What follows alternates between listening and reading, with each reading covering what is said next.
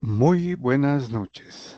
Tenemos la lectura de la liturgia de la palabra del día miércoles 2 de abril, de la cuarta semana de Cuaresma, ciclo C. Y vamos rápidamente a nuestro texto del misal popular que edita Ediciones Paulinas para la Conferencia Episcopal de Colombia. Muy bien, ya tenemos entonces en pantalla el texto. Vamos a la primera lectura y tenemos la lectura del libro del profeta Isaías, capítulo 49, versículos del 8 al 15. Bueno, a propósito, esta lectura incluye lo que se conoce como el canto del siervo de Yahvé, ¿no? Del siervo de Dios, que está en los primeros versículos. Y con este canto del siervo son cuatro: el capítulo 42, el 49, el 52 y el 53, ¿no? Que se leerán en la Semana Santa. Bueno, entonces empezamos y nos dice el profeta Isaías. Esto dice el Señor: en tiempo de gracia te he respondido, en día propicio te he auxiliado, te he defendido y constituido alianza del pueblo para restaurar el país, para repartir heredades desoladas, para decir a los cautivos: salgan; a los que están en tinieblas, vengan a la luz.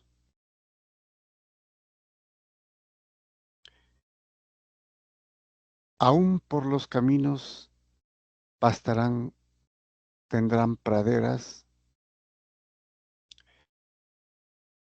en todas las dunas no pasarán hambre ni sed. No les hará daño el bochorno ni el sol, porque los conduce el compasivo y los guía a manantiales de agua.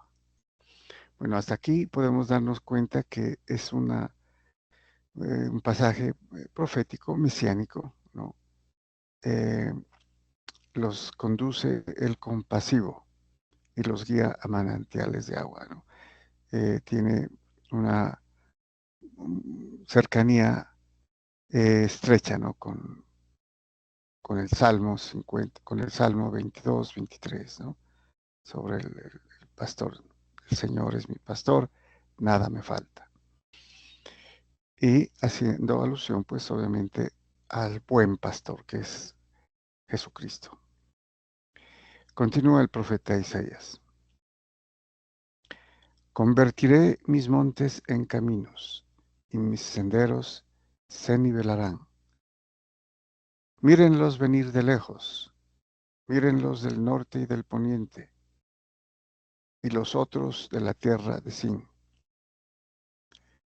Bueno, entonces aquí también es importante geográficamente observar que eh, Dios, a través del profeta, está dirigiéndose a cómo llegan de todas partes, ¿no? Del mundo.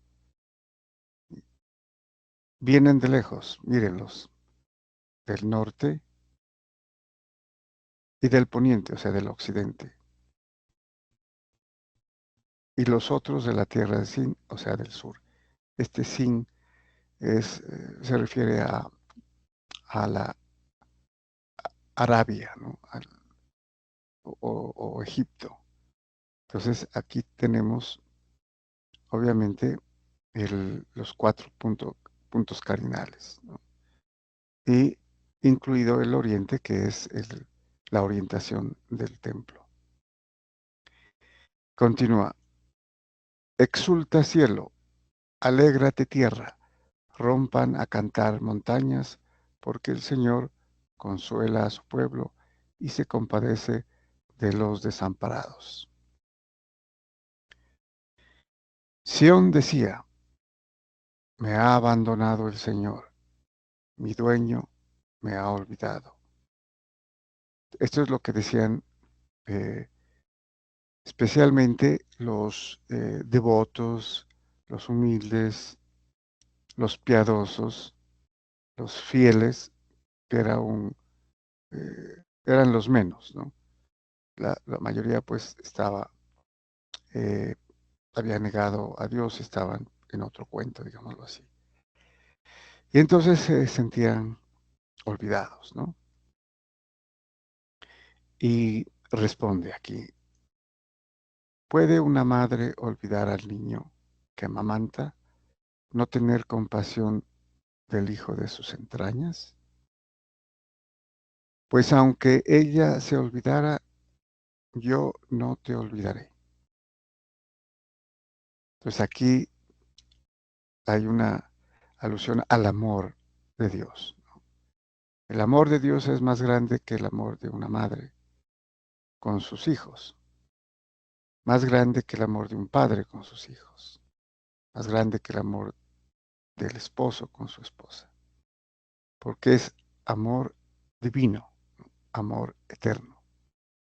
Entonces, a esta aflicción del resto del pueblo judío, dice, no te olvidaré. O sea, cumpliré las promesas hechas a tus padres. Y aquí obviamente se está refiriendo a aquellos fieles que eran ah, los humildes, los pobres, los desposeídos, que esperaban, ¿no? En, el, en la era mesiánica, esperaban al Mesías. A pesar de todo, ¿no? A pesar de las injusticias que les ocasionaban, pues, la gente pudiente del mismo pueblo. Muy bien, vamos al Salmo, tenemos el Salmo 144, cuyo responso es, el Señor es clemente y misericordioso. Eh, este es un salmo esencialmente de alabanza, ¿no? Es encierra un lirismo eh, exuberante, digámoslo así, muy rico, ¿no? Y el responso, clemente y compasivo, sería, ¿no? Más atinado teniendo en cuenta los términos del hebreo, ¿no? Que es Hanán, clemente, y eh, Rahum, misericordioso, perdón, compasivo, ¿no? El misericordioso es el Gesed, que lo vamos a ver luego. Nos dice el salmista, el Señor es clemente y compasivo, lento a la cólera y rico en misericordia, ¿no? Aquí utiliza piedad, pero en realidad eh, no se ajusta, ¿no? Tal vez por la versión, ¿no? Porque hay versiones, pero normalmente sería el Señor es clemente y compasivo, lento a cólera y rico en misericordia. Continúa. El Señor es bueno con todos, es cariñoso con todas sus criaturas. El Señor es fiel a sus palabras, bondadoso en todas sus acciones. El Señor sostiene a los que van a caer, endereza a los que ya se doblan. El Señor es justo en todos sus caminos, es bondadoso en todas sus acciones. Cerca está el Señor de los que lo invocan, de los que lo invocan sinceramente. Porque podría a ver el caso de quienes lo invocan hipócritamente, ¿no? Como el caso de los fariseos, ¿no? Que no lo hacían desde lo profundo del corazón, ¿no? Con sinceridad.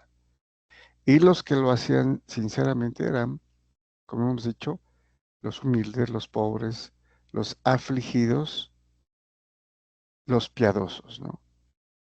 Sí, que esperaban en el Señor, a pesar de todo. Vamos al Evangelio. Tenemos el Evangelio según San Juan, capítulo 5, versículos del 17 al 30. Y esta es la continuación de la lectura del día anterior. Bueno, también hay mucho contenido aquí, ¿no? En este pasaje, puesto que, como veremos, empieza una parte en la que Jesucristo revela su carácter divino, ¿no? Digámoslo que indirectamente a los fariseos especialmente, ¿no? Bueno, nos dice entonces San Juan. En aquel tiempo Jesús dijo a los judíos, ¿no? Aquí San Juan utiliza el término judíos para referirse a aquellos que no creían, que son los fariseos, los escribas, los doctores de la ley. Mi Padre sigue actuando y yo también actúo. Esto lo dijo porque recuerden que en la lectura anterior, en el pasaje anterior, los fariseos o los judíos reprochaban a aquel que estaba llevando su camilla porque Jesús le había curado y eh, en lugar de centrar su atención en el milagro, eh, solamente se dieron cuenta de lo mínimo, ¿no? Sí, de lo que era llevar una camilla en día sábado. Entonces aquí la respuesta de Jesucristo es, mi Padre trabaja y yo también trabajo. Mi Padre obra y yo también obro. Y continúa, por eso los judíos tenían más ganas de matarlo, porque no solo quebrantaba el sábado, sino también llamaba a Dios Padre suyo, haciéndose igual a Dios. Esto lo tenían bien claro los judíos, ¿no? Los fariseos, porque aquí hablaba él en primera persona, ¿sí? Que es diferente a lo que hacían los judíos cuando decían Dios es nuestro Padre, porque era en general, ¿no? Dios era el Dios de los judíos y obviamente lo consideraban el Padre del pueblo, ¿no? De los judíos. Pero aquí Jesucristo dice mi Padre, ¿sí? Mi Padre obra, trabaja y yo también obro, trabajo. Es el Padre mío, ¿no? Y entonces ellos sacaban la conclusión de que al decir mi Padre se hacía igual a Dios, porque hay que recordar que la naturaleza, ¿no? El hijo de un padre, hablando humanamente, es humano, ¿no? Igual que el padre. ¿Sí? El hijo es humano, el padre es humano. La misma naturaleza, no tiene otra naturaleza, el hijo del padre. Y aquí, al decir mi padre, claro, los judíos eh, sacaban conclusión de que él se hacía igual a Dios. Entonces ellos lo tenían bien claro. Jesús tomó la palabra y les dijo, en verdad les digo, el Hijo no puede hacer nada por su cuenta, sino lo que viere hacer al Padre. Bueno, aquí una aclaración en el texto. Eh, Jesús usualmente cuando dice algo que es completamente verdad, ¿no? Que hay certeza en lo que él dice, utiliza la expresión en verdad les digo, que en el griego y en el hebreo o en el arameo, cuando lo dijo oralmente, diría amén, amén. ¿Sí? Verdad, verdad les digo. O ciertamente, ciertamente les digo. El Hijo no puede hacer nada por su cuenta, sino lo que viere hacer al Padre. Y aquí está destacando que Jesucristo hace la voluntad del Padre. Entonces continúa. Lo que hace eso mismo, hace también el Hijo, ¿no? Pues el Padre ama al Hijo y le muestra todo lo que Él hace y le mostrará obras mayores que esta para su asombro. Lo mismo que el Padre resucita a los muertos y les da vida, así también el Hijo da vida a los que quiere. Miren, con esto que está diciendo Jesucristo, los judíos ya confirmaban, ¿no?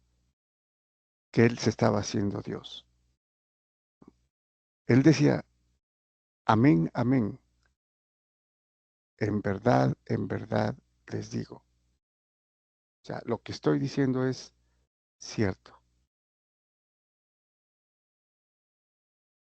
Y continúa, porque el Padre no juzga a nadie, sino que ha confiado al Hijo todo juicio, para que todos honren al Hijo como honran al Padre. El que no honra al Hijo, no honra al Padre que lo envió. ¿No? Cada vez aumenta más la fuerza de lo que Jesucristo está diciendo y las implicaciones, ¿no? De que está revelando textualmente su divinidad, ¿no? O sea, Dios le dio y le confió el juicio. Y los judíos sabían que Dios juzgaría, ¿no? En el último día. Y eso lo va a hacer el Hijo. Y también para que todos honren al Hijo como honran al Padre. Sabemos que los judíos honraban a Dios, ¿no? Pero ahora con esto tendrán que honrar al Hijo. O sea, estaban escandalizados al escuchar esto. Y el que no honra al Hijo, no honra al Padre que lo envió. Claro, lo envió con la autoridad, ¿no? Como hijo de Dios. Y continúa, en verdad les digo, quien escucha mi palabra y cree al que me envió, posee la vida eterna y no incurre en juicio, sino que ha pasado ya de la muerte a la vida. En verdad les digo, llega la hora, y ya hasta aquí, en que los muertos oirán la voz del Hijo de Dios, y los que hayan oído vivirán. Aquí es importante, eh, los muertos oirán la voz del Hijo de Dios. Bueno, podríamos decir que son los que están, los que no se han convertido, que estarían prácticamente muertos, ¿no? Podría estarse refiriendo a los que no creen, porque no tienen vida si no creen. Y oirán la voz del Hijo de Dios. Pero no solamente es oírla, hay que recordar que hemos repetido una y otra vez que el hecho de escuchar al Hijo, la palabra, es obedecerla, ponerla por obra, ¿no? Esto es consuetudinario en las enseñanzas del Evangelio, de Jesucristo directamente. Entonces, y los que hayan oído vivirán. Entonces, no es solamente el hecho de físico de escuchar o de oír, sino de obedecer lo que se oye. ¿Mm? O sea, cumplir los mandamientos, poner por obra lo que se ha oído. Y continúa San Juan, hablando Jesús aquí, ¿no? Porque igual que el Padre tiene vida en sí mismo, así ha dado también al Hijo tener vida en sí mismo. Y le ha dado potestad de juzgar porque es el Hijo del Hombre.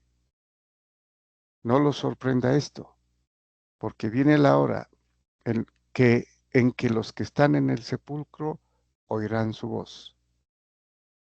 Bueno, aquí ya se refiere a los que han muerto, ¿no? Porque están en el sepulcro.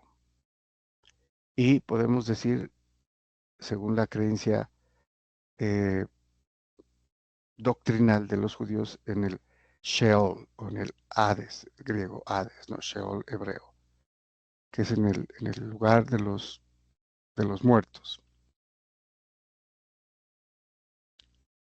Y continúa, los que hayan hecho el bien saldrán a una resurrección de vida. Está hablando del juicio final, ¿no? Del día final.